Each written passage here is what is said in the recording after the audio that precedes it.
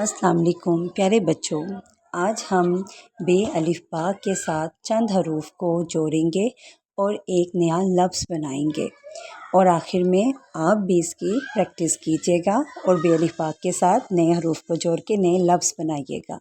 बे अलिफ बा को हम शुरू में लिखेंगे, बे अलिफ बा जोड़ के लिखेंगे और फिर हम एक एक करके इन हरूफ को साथ जोड़ेंगे। जैसे बे अलिफ बा और इसके साथ अब हम ते, जो हमारा पहला हर्फ है ते, उसको जोड़ेंगे। तो बे अलिफ बा और ते को एक साथ लिखने से बे अलिफ बा ते बन गया बात। इसी तरह दूसरा लफ्ज़ है हमारे पास बे अलिफ बा और पे को साथ जोड़ने से बन जाएगा बे अलिफ बा पे बाप। ठीक है, हमारे पास ये एक नया लफ्ज़ बन गया। इसी तरह बे अलिफ बा और अगर हम लाम को साथ जोड़ दें तो क्या बन जाएगा, मेरे साथ साथ आप भी पढ़ें, बे अलिफ बा लाम बाल। ठीक है, लाम का जो आवाज़ है वो हम साथ ऐड करेंगे, बाल। अब बे अलिफ बा और टे, तो देखें क्या बन गया, बे अलिफ बा और टे बाट। ठीक है, बाट।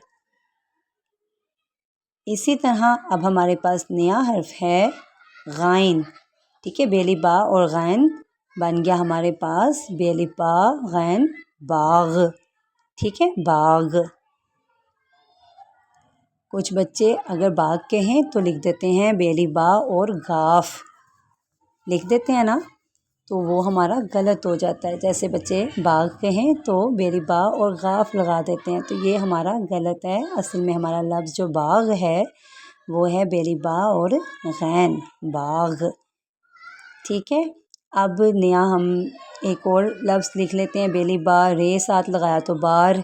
इसी तरह आप भी नए नए लफ्ज़ बनाएं बे अलिफ बा के साथ। अब ये आप बताएं कि क्या लगाएंगे और फिर कौन सा नया लफ्ज़ बनाएंगे।